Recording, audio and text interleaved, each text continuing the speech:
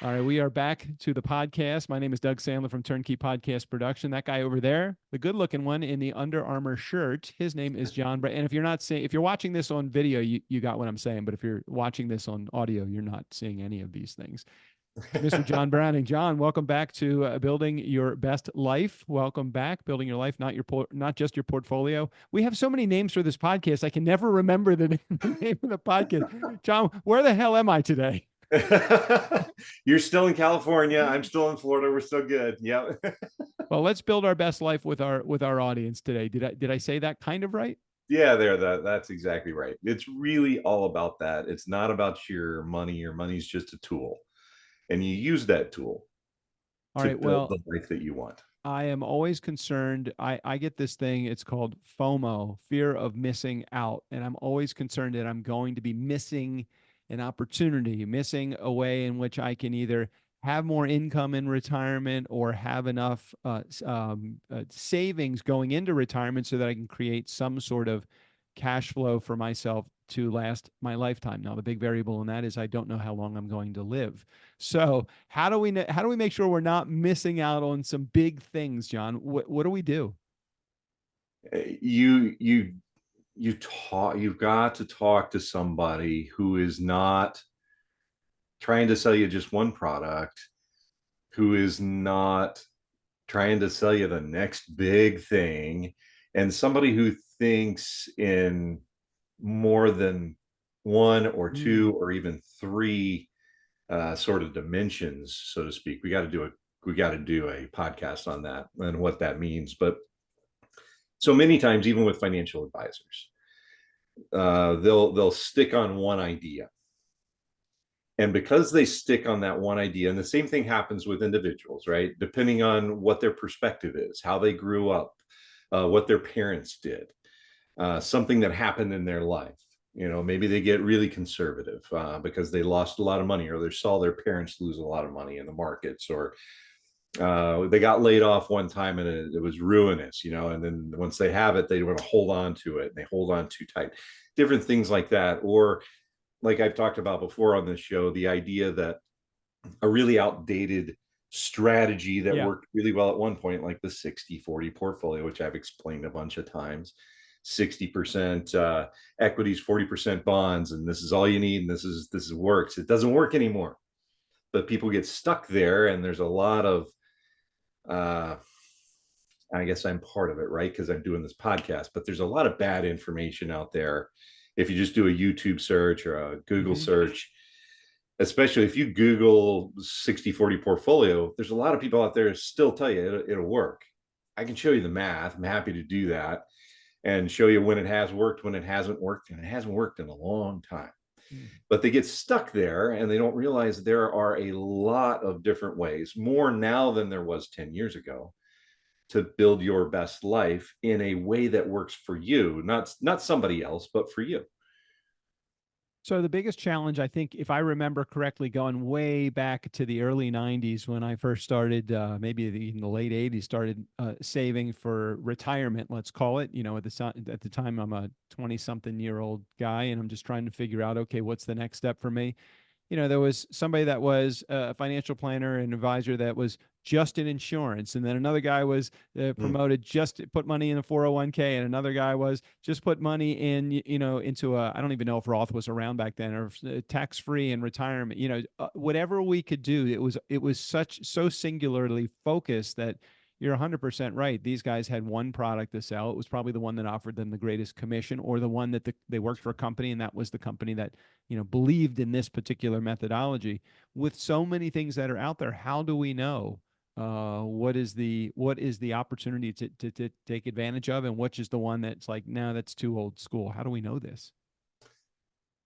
Well, there's certain things to watch for, right? So I have great friends who are insurance. That's all they do is insurance sales, and they are the best at it. And sometimes I call them, I use them, and I'll use them as part of my team and the team I put around for my clients. But Mm-hmm.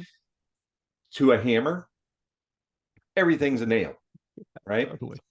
I don't know if you've ever had this happen, but in like the medical space, right? If you go and you talk to a surgeon, there's almost always a surgical option, right? Absolutely. Absolutely. And I'm like, wait a second, before we go cutting into me, I'm going to talk to somebody maybe who's not a surgeon. I'm going to talk to somebody who's maybe a general practitioner or something like that.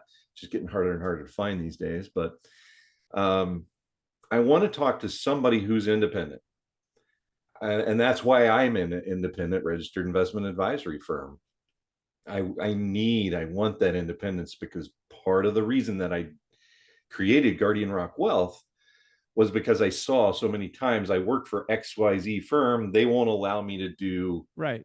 this. Right. Or Right. I work for XYZ firm and they don't pay me as much if I do this.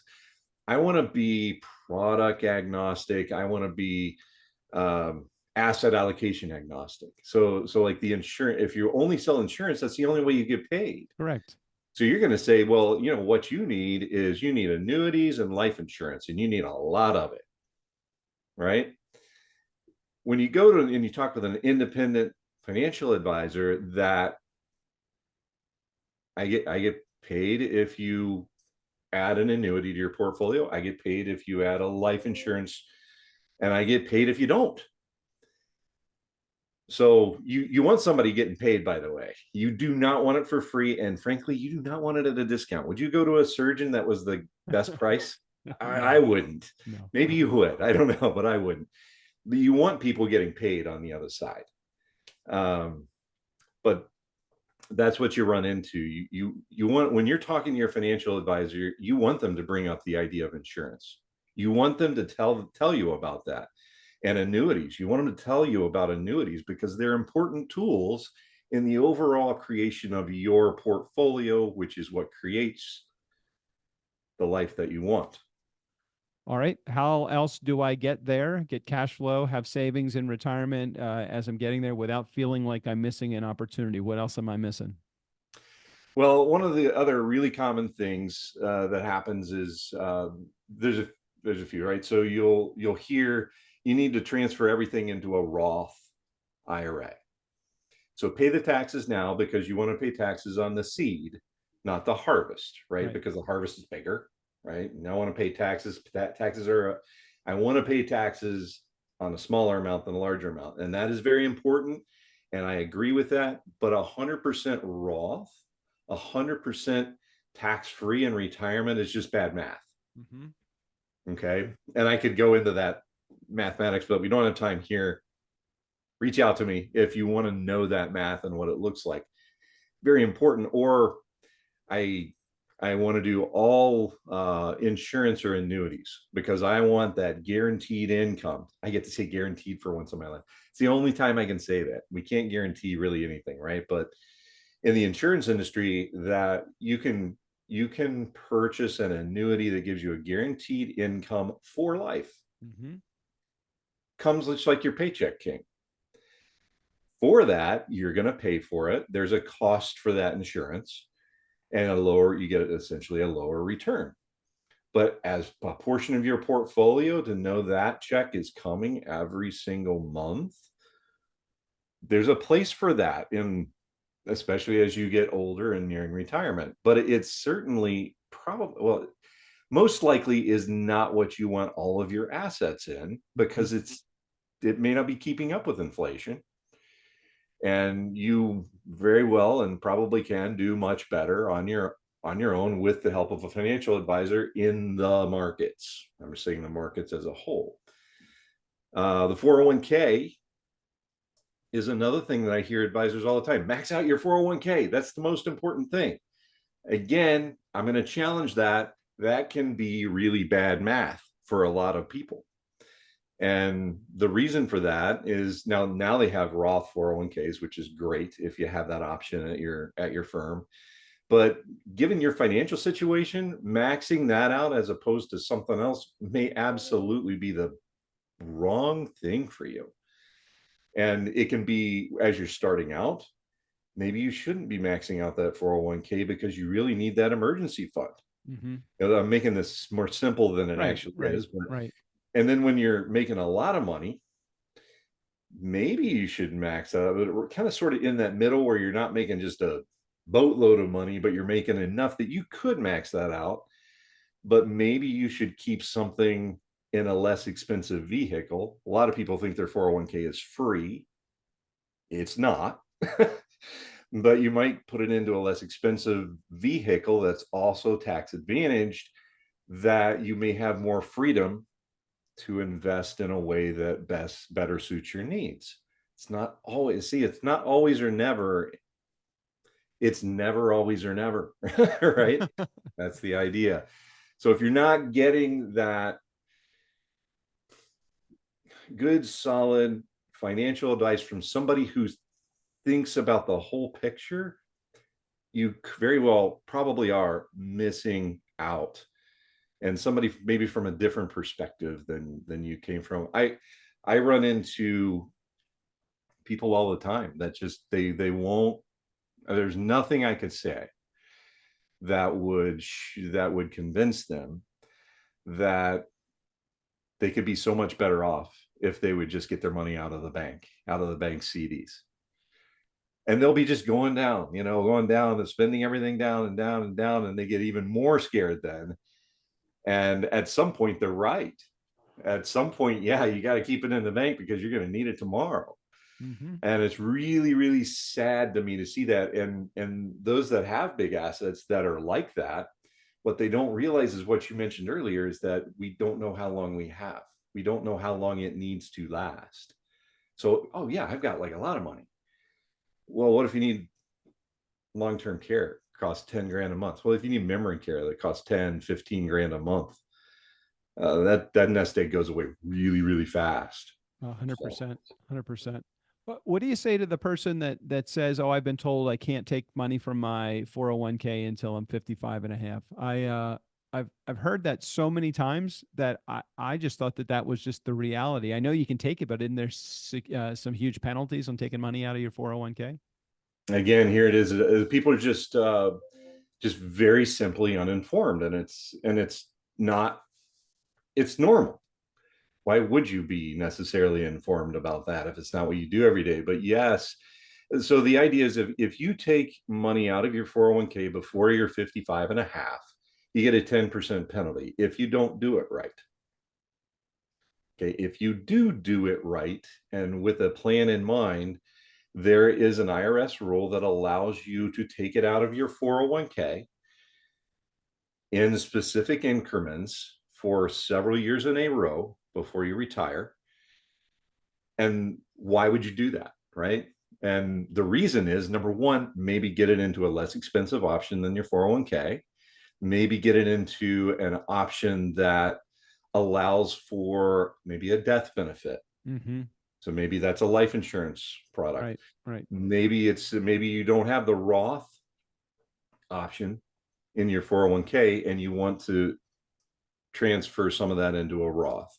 Or maybe you've retired early and you just need access to the funds before you're 50, Mm-hmm. 59 and a half, right? I mean, so it's, find out, ask the question.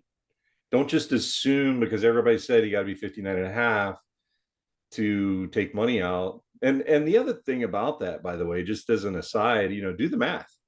If you're paying, like you got a big credit card bill and you're paying 30% on your credit card bills, Right. taking a 10% penalty and taking money out of your 401k and paying the taxes on it, if you're in a 22% tax bracket, suddenly that makes a whole lot of sense, right?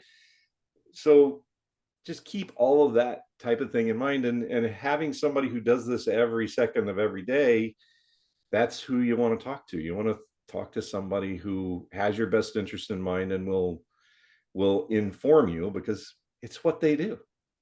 Anything that we're missing on this subject of saving more, having better cash flow as we head towards retirement before we wrap up today's episode? Before we wrap up, I'll say this too, and this goes back to building your best life, right?